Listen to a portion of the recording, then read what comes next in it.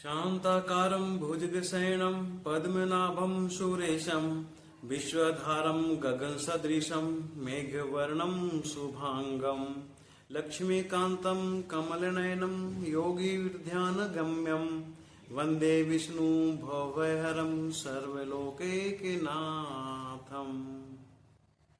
जय श्री राम।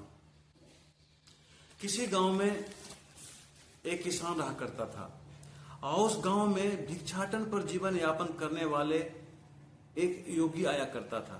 धीरे धीरे किसान का संबंध उस योगी से बहुत ज्यादा बढ़ गया और एक दिन किसान अपने मन की बात उस योगी से कह डाला। किसान ने कहा कि मेरा एक बड़ा भाई है जो हमें बहुत परेशान किए रहता है। मैं चाहता हूं कि उसे अपने रास्ते से हटा दूं। इसके लिए मुझे क्या करना होगा?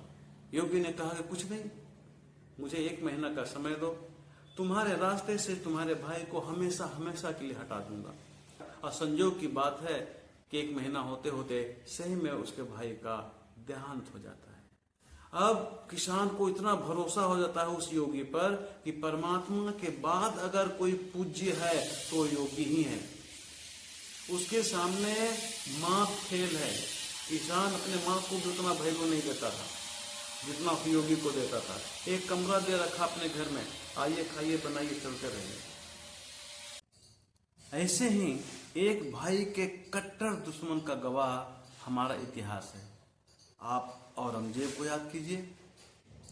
सिंहासन के लालच में, धन संपत्ति के लालच में उसने अपने भाई का गला रेत कर मर्डर कर दिया, हत्या कर दिया। वाह रे भाई का प्रेम, वाह संपत्ति। तो आज हम संपत्ति के लालच में इतने डूब गए हैं कि अपने भाई को रास्ता से हटा देना चाहते हैं। एक भरत को देखिए, माता कैकेयी भरत के लिए सिंहासन राजा दशरथ से मांग की और उसे मिल भी गया, लेकिन भरत खुश नहीं है। और श्री राम के हाथों से राज सिंहासन हट गया, छिन गया, उसका उन्हें गम नहीं है। एक भाई का प्रेम यहाँ है और एक भाई का प्रेम हमारे समाज में है। भरत से हमें यहाँ ये सीख लेनी है कि अगर हम अपने घर को एक आदर्श घर बनाना चाहते हैं, हमारे परिवार एक आदर्श परिवार कहलाए, तो परिवार के सभी सदस्यों को निस्वार्थ भाव से काम करने की आवश्यकता है। कुछ पाने के लिए तो कुछ खोना ही पड़ता है। तो निस्वार्थ भाव से अगर हम काम करेंगे तो हमारे अंदर शक्ति आएगी, ताकत रहेगी, हमारी परिवार मजबूत होगा। वरना टूटे हुए माला के मोतियों की तरह बिखर जाएंगे और कोई अन्य पर्सन हमारा फायदा उठाएगा। आज के समय में हमारे देश की यही स्थिति है। बहुत से लोगों की बुरी नजरें हमारे देश की ओर है, फिर से गुलामी की ओर ले जाने का। हमारा सुख उनसे देखा नहीं जा रहा। तो जब तक ये भावना हमारे अंदर रहेगी, परमात्मा भी हमें कष्ट से दूर नहीं कर सकता।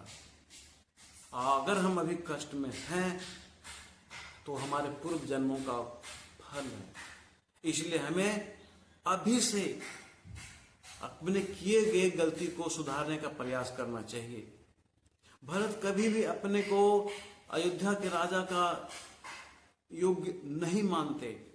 वो कहते हमें उसमें उतनी योग्यता नहीं है कि हम अयोध्या का भार संभाल सकें। मतलब एक बैल जितने बोझ को खींचकर ला सकता है, एक बछड़ा तो उस बोझ को खींच ही नहीं सकता। मैं तो उस बछड़े के समान हूं।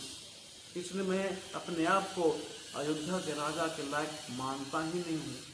ये मेरी माँ जो हमारे कुल में काल रात्रि के रूप में बनकर आई, मेरे को कलंकित कर दिया। यहाँ भरत का कोई दोष नहीं है, वो दोष रहित हैं, लेकिन पूरा दोष अपने ऊपर ले रखा है इन्होंने।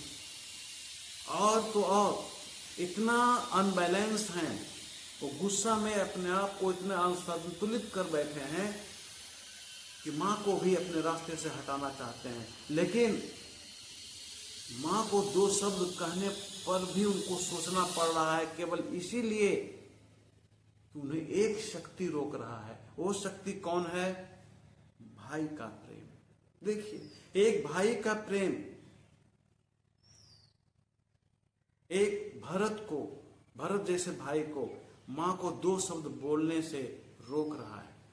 भरत को डर है कि कहीं भैया श्री राम हमारा त्याग ना कर दें, कहीं भैया श्री राम अपने प्यार से हमें वंचित ना कर दें। इस डर से भरत अपनी मां को जली कोटी सुनाते भी हैं, तो सोच समझकर। एक भाई का प्रेम यह है, एक भाई का प्रेम हमारे समाज में हमारे अंदर है कि हम अपने धन संपत्ति के लिए उसे रास्ता से दूर कर देते हैं। आप जरा ये सोचो कि आप जिस राज्य से बिलोंग करते हो, वो राज्य मान लो कि ब्रह्मांड है, पूरा विश्व है, और सुई का नोक जो आपके घर में है, वो सुई के नोक के बराबर, सुई के पॉइंट के बराबर ये पृथ्वी है। और उसमें आपका क्या अस्तित्व है, उसमें आपकी जमीन कितनी है, और इस पृथ्वी की आयु कितना है, उसमें आपका उम्र कितना है। 50, 60, 70, 80, 90 साल की उम्र को लेकर और एक क्षणिक संपत्ति को लेकर अपने भाई से दुश्मनी ले रहे हैं, उसकी हत्या करवा देते हैं, अपने पिता को, जनक को अपने से दूर कर देते हैं। एक वो है भाई का प्रेम, और एक भरत को देखिए, ये भी है भाई का प्रेम। श्री राम को देखिए, पिता की बात को रखने के लिए, रघुकुल की वचन को रखने के लिए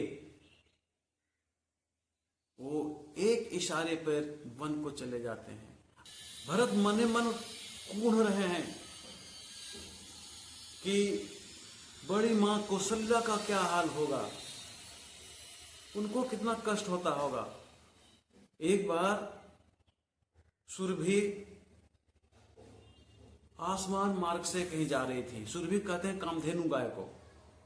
आसमान मार्ग से कहीं जा रही थी, आसमान मार्ग से उसने देखा कि उसका 2 पुत्र खेतों में काम कर रहा है। किसान उसे पीट रहा है और उसका दोनों पुत्र बैल के रूप में दुर्बल हो चुका है, थक गया है, धूप में बहुत परेशान है, लेकिन किसान उसे डंडा मार मार करके उसे चलने पे मजबूर कर रहा है। यह देखकर कामधेनु आसमान में रुक जाती है और रोना शुरू कर देती है। संजोग से इंद्र भगवान वहां से गुजर रहे थे, सुरभि के नीचे से। सुरभि ऊपर थी और इंद्र भगवान नीचे से जा रहे थे। सुरभि के आंखों के आंसू इंद्र भगवान के शरीर पर गिर जाता है और समझ जाते हैं कि ये साधारण आंसू नहीं है। ऊपर देखते हैं तो सुरभि है, कामधेनु गाय है। वो पूछ बैठते हैं कि क्या बात है, हम लोगों पर कोई विपत्ति आने वाली है क्या जो तुम रो रही हो? सुरभि कहती है नहीं, मैं अपने पुत्रों के स्थिति पर रो रही हूं।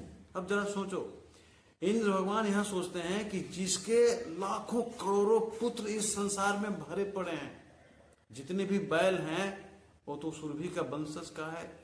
किसानों के घर में, हमारे घरों में, आसपास में तो लाखों की संख्या में, करोड़ों की संख्या में बैल है, करोड़ों की संख्या में जिसके पुत्र इस धरती पर है। उसमें से 2 पुत्र को वो दुखी देखकर इतनी दुखी है कि रुक कर वो रो रही है, उसका बस नहीं चल रहा कि वो क्या करें।